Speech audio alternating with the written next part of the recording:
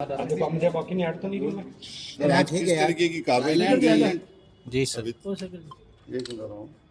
जैसा कि आपको ध्यान है, जोधपुर आयुक्तालय की पुलिस संगठित अपराधियों पे चिन्हित करके कार्रवाई कर रही है। इसके पहले भी हमने 20,000 का अपराधी अभियुक्त गिरफ्तार किया था और सूचना मिली थी कि कुछ आपराधिक तत्व यहाँ पे घूम रहे हैं। उस सूचना पे उसको बीट कांस्टेबल ने डेवलप किया है और उसके बाद उदयपुर पुलिस का जो हार्डकोर एचएस नरेश हरिजन, जिसके खिलाफ 37 मुकदमे दर्ज हैं, उनको 3 पिस्तल और 2 कारतूस, इसके अलावा एक क्रेटा के साथ उनसे बरामदगी की गई है।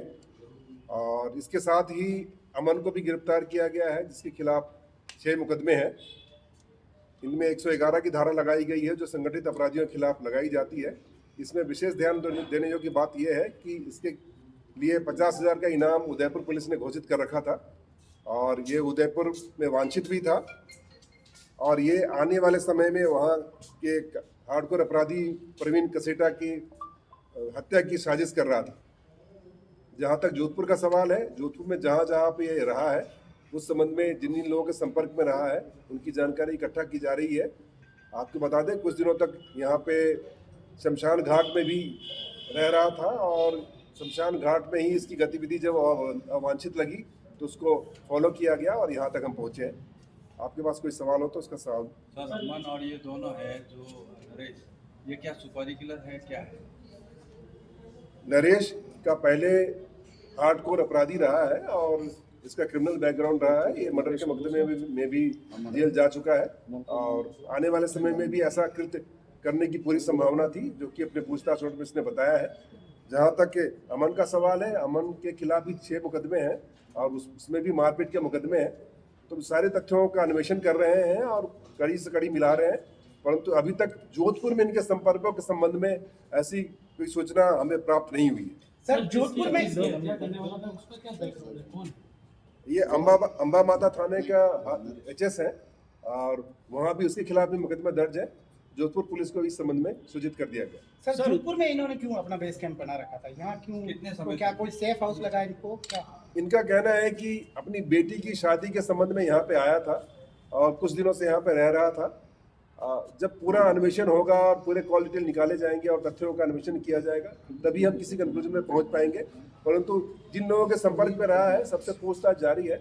अभी कोई ऐसा तथ्य सामने नहीं आया है कि जोधपुर में कोई वारदात करने की फिराक है। सर, ये जो हथियार मिले ये हथियार सप्लायर है या फिर ये हथियार अपने खुद के लिए रखा हुआ? कहाँ से लेके आए थे? इनका कहना है कि एमपी से हथियार लाए हैं। उस संबंध में अलग से डीसीपी ईस्ट है, उनके नेतृत्व में टीम का गठन किया जा रहा है और हम चाहेंगे कि लॉजिकल कंक्लूजन तक पहुंचे कि जहां से हथियार इनको प्राप्त हुए हैं वहां तक पहुंचे, वहां के लोगों को हम लेकर के आ पाए। सर, किसी गैंग से जुड़े हुए हैं ये लोग? डेफिनेटली इनका खुद का ही गैंग है और जिनके खिलाफ ये कार्रवाई करना चाह रहे थे वो भी एक पर्टिकुलर गैंग के मेंबर हैं और हमने जो प्रकरण दर्ज किया है वो भी संगठित अपराध की धारा लगाई है, गैंग के सदस्य रहने की धारा लगाई है। आने वाले समय में भी जो भी इस तरह के आपराधिक बैकग्राउंड के लोग हैं उनको चिन्हित करके उनके खिलाफ कार्रवाई की जाएगी, ये हमारी प्रतिबद्धता है।